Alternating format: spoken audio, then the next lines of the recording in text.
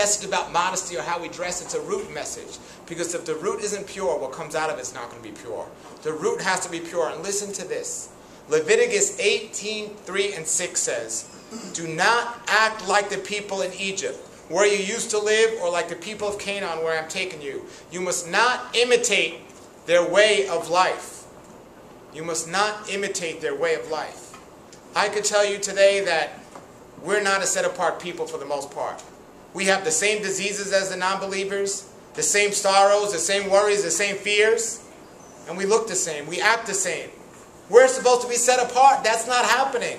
We're told clearly here, do not mimic their ways. Yahweh sets the example for us, and He shows us over and over and again how we dress, and it says who we are. He set the example with Adam and Eve. He set the example with the priest in the temple. He gives us the instructions how to dress. He gave it to them in the Torah. He gave it to them in all throughout the scriptures, and He even gives us to them in Revelation how we are to clothe our body, and clothes means something. It reveals the root of our heart.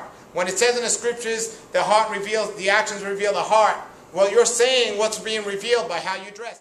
Get an example of what has happened. If you put on TV today, 50 years ago, it wouldn't even allow it on TV 50 years ago. But now it's a standard thing.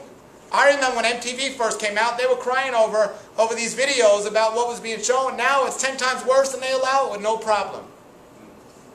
We have to understand this. Just go look at this example. In 1890, in the 90s, swimwear was modified to become just like street clothing. In 1910, people started to expose their arms more often. In 1920, you'd be arrested back then if you dressed the way you dress today.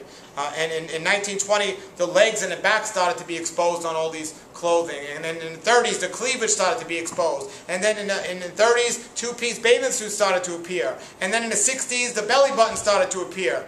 And today, just about anything goes and anything's accepted because everyone else is doing it, so why shouldn't we?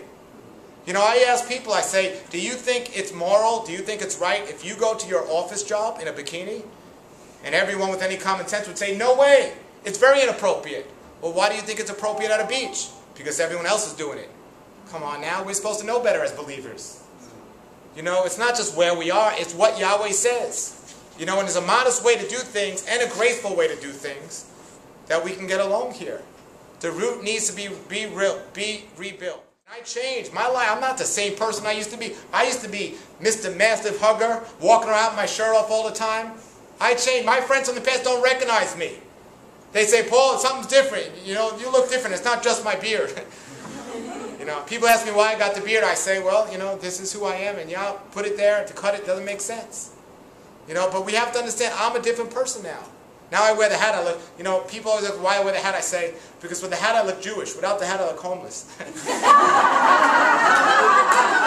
You know, I always tell people, if this doesn't work for me, if I'm not able to do this, if I'm not able to sell books and support my family, that's all right. I'm going to stand in the corner like this. Probably make more money that way. But we understand, you know, now the best thing about looking like this is I can go on a plane. Between my baby and my beard, I always get an empty seat next to us. But we have to understand, we have to keep the root as pure as possible. And I tell you, my friends that don't recognize me, that's one of the greatest compliments I can get.